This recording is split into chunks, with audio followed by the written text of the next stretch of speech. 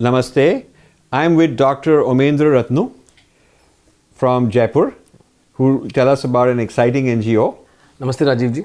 I have been inspired by your work for last 7-8 years. I've been following you on the internet. The work that Infinity Foundation is doing. I can very honestly confess that whatever little I know about Hinduism and the Dharma and its all different connotations, the struggles, I've learned at your feet. So you are a guru to me, and it's an honor and a pleasure to be here with you. Well, it's my honor because of the kind of work you're doing. Yeah. So let's focus on you and the work you're doing, your NGO. Give our audience a quick snapshot of the serious problem in Pakistan that Hindus face, and what your NGO is helping. Yes. So it was 7 years ago that I went to Delhi for a surgical conference, and somebody told me that there is a Pakistani Hindu colony in a village called Bijwasan. I took an interview of some people there, and it shook my being. And I said, if this is the level of atrocities that's happening so close to our borders, how can we be indifferent to this silent genocide? So I started investigating this, and then I found out that there are at least close to 2 lakh refugees in Rajasthan alone. Hindus? Hindus. Refugees from where? From Sindh, Pakistan, and southern Punjab of district Rahim Yar Khan. So they're from Pakistan? Yes. 2 lakh refugees from Pakistan are in Rajasthan alone, and these are Hindus. That's a very large statistic. Well, if you compare that, there are 5 million Hindus in Pakistan who, if the borders were opened, not one of them would remain there. So considering that, this is a small number. But yes, the task at hand is huge because they live in abject poverty, a lot of suffering. These are very, very scared and tormented people. If you meet them, they have these vacant eyes, and they do not know English, they do not know proper Hindi, they are taught in Urdu. So there are a lot of issues with these people, which when I started to work with, they gradually opened up. And before 2014, it was very difficult to work with these people because they were Pakistani citizens. So Hindus or Muslims, it doesn't make any difference to the state of India. So it was a risky proposal. But once this government, Narendra Modi government came in, they picked up in their election manifesto, and very boldly Shri Narendra Modi ji put it that Bharat is the natural home for Bangladeshi and Pakistani Hindu refugees. Whosoever Hindu wants to come to Bharat, the Vedic Bhumi, he will be granted the refugee status. So these people are coming officially? They're not sort of unofficially crossing the border? Not a single refugee in Rajasthan, Haryana, Madhya Pradesh or Gujarat is unofficial. They are all legal refugees with proper documents. So do they have to go through the processing with the Pakistani government? How do they get out? They get out, that's the bottleneck. They get out by getting an Indian visa. So the vetting has to be at the Indian embassy level. So the visa for medical treatment or education? Yeah, they come on visit visas, they come on religious visas because they have to do the last rites of their parents or whoever passed away in the family. They have to immerse the ashes in the Ganga. So some come on the religious visa, some come for treatment. Largely it's a visit visa which is issued by the Indian embassy. But it's an ordeal, Rajiv ji, if you understand that. Imagine a person living 200 kilometers from Karachi, interior rural Sindh. So he boards a bus, goes to Karachi, takes a train, goes 1,000 kilometers to Rawalpindi, where there's the Indian embassy. He struggles with the touts over there. He stays there, penniless, and such 6 or 7 rounds he has to make before the Indian embassy grants him the visa. So is Pakistan trying to stop them from leaving, or they'll be happy to? They'll be more than happy to push them. So if there's only 5 million and India's got 1.3 billion, why can't we take 5 million, just give them a homeland? Because we do not know that every refugee crossing the border is a Hindu.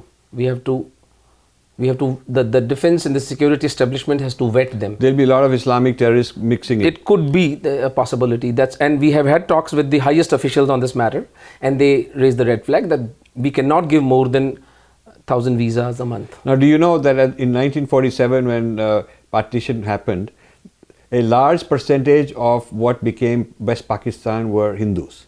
Large percentage. Yes. According to the British census. Yes. Of like 10-12%. 15%. 15%. Okay, so let's say 15% were Hindus.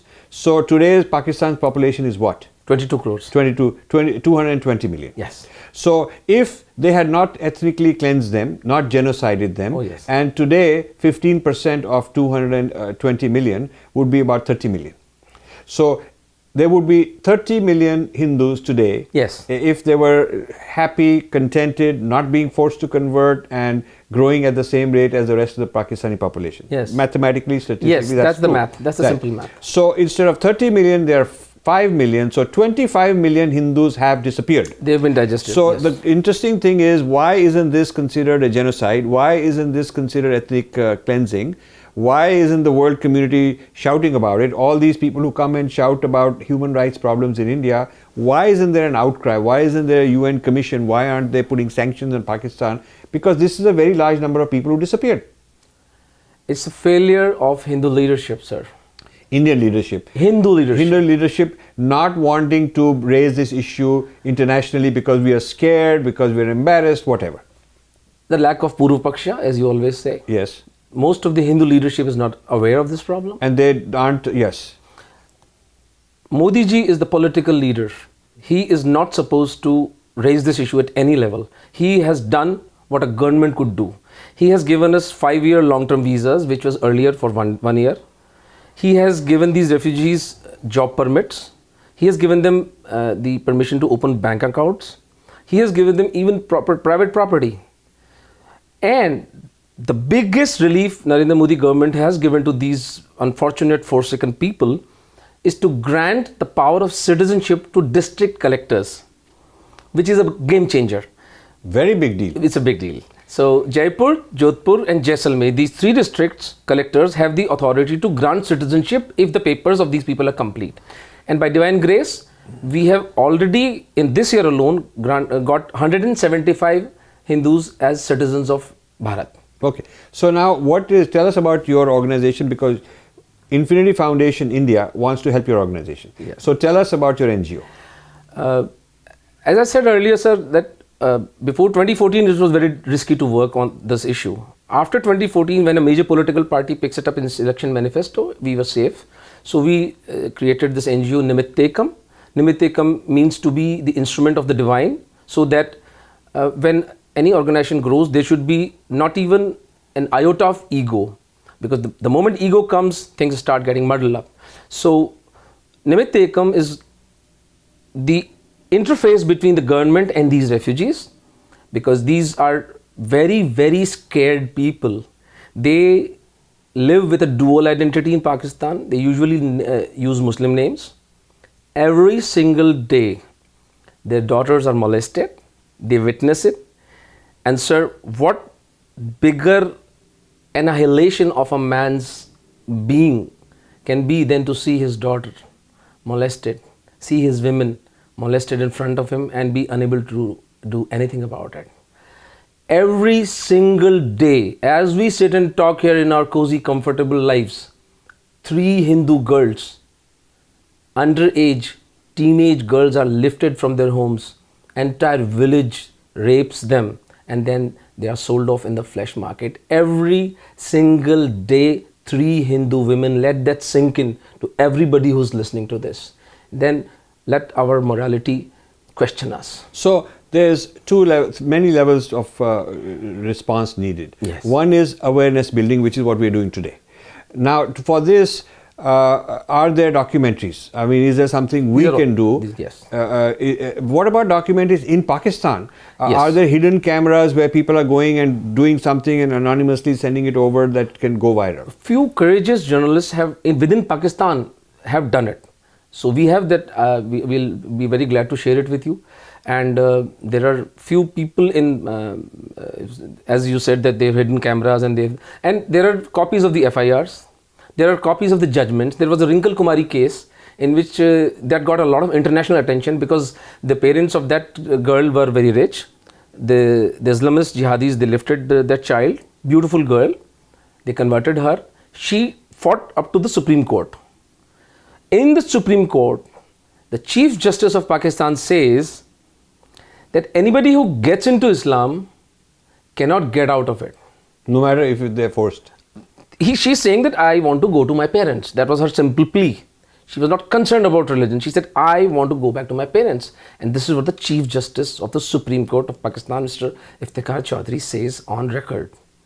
These records are available in the Supreme Court. So if we show these records to the international community, this is the state you are dealing with, which is shamelessly killing its daughters, its own citizens, innocent victims.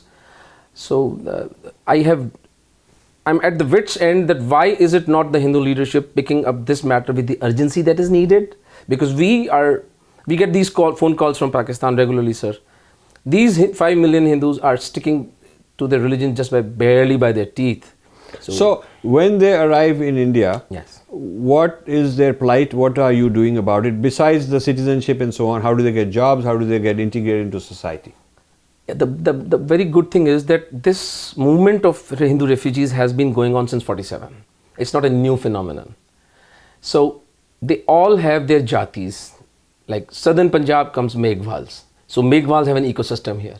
Meghwals are absorbed into Meghwals. There are Pushkarna Brahmins from Sindh. There are Maheshwari Baniyas. There are Agarwals. There are Malis. There are Kolis, Bhils. Each community has its ecosystem. So they take them in. They largely absorb them, but if not, then we get help from other fellow Hindus. We get a lot of help from South India. A lot of people employ them as laborers, but we cannot send them because there are visa restrictions. So we are getting funds from South India. People give us the money. We help them stand on their feet. So you need funding? Yes, we need massive funding. One of the reasons you are here is you want funding. You would like us to help you funding. Yes, definitely. But sir, I would really request that there should be awareness that this is going on. If you organize, if there is a basti near Delhi, there are major 3 bastis. Okay, then I can come and we can do a town hall meeting on camera because our camera crew will be there. Yes. And we can make a nice film, nice documentary, Yes. taking life stories of various people, Yes. and bring world attention to it. Yes. Is that a good idea? That's a very good idea, sir. So there are a lot of things we can do. So one is fundraising, another is awareness building. What about international litigation against Pakistan for this? Why aren't there, I mean, you see, there are so many people fighting against us, fighting against Hinduism in the UN and European Court and British, Parliament and US Commission on Religious Freedom, all of that stuff. Yes. Why not mobilize some voice to, fight the Pakistani government doing this kind of thing? We should do that with proper documentation. I am incapable of doing this. This has to be done at a governmental level. But definitely this is a brilliant idea. If we can shame them for what they have done to their own citizens, that is the only way. Because the moment they raise Kashmir, we should ask a simple question: where are your Hindus? Right. So, and you mentioned that since 47, yes, there's such people coming, and their jatis in India absorb them. Yes. We don't have time for this, but maybe one day I'll do an episode. My father barely managed to get out of Lahore. I can understand. So I'm one of those guys. I'm a product of that happening, and there's a dramatic story of the family, how many of them got killed along the way, and my father managed to escape. And all that they had to go through, left all their property behind, and how they were double-crossed by people they trusted in Pakistan. So the drama is huge, and I know so many families in our extended, there's so many families who came from there, from Pakistan, have amazing stories to tell. But in our case, since it happened a long time ago, we've become stable in India, we settled and all that, done well. The plight of the people who are still coming is far worse, because probably Pakistan has become much more radicalized now, much more difficult than it was in 1947. Yes, definitely. It's a very dangerous mix of military-industrial complex on one side, jihadi elements on the other side, and a predatory instinct to engulf the property and girls of kafirs, which is a legitimate tool of... Islam says it's legitimate to do all kinds of things to the kafir, the infidels, particularly women. Yeah, that's the sad state of affairs. Somebody has to call the bluff. Yeah. So, I'd like to end with one point. yeah, make the closing statement, yours final statement to my audience. Take Omi seriously and let's help him. Yeah, tell us. You asked me a question in the beginning, sir, that why has this issue evaded the attention of the world? So when I sat with my friends, and it's sort of a think tank, and we delved deep into this, that how come a thing so starkly obvious could have escaped our attention? And we came up with an acronym, which I want to share with your viewers, which should become a household word, and that is RULLS, RULLS. This is the acronym we've given for the kind of violence that is unleashed on these Hindus.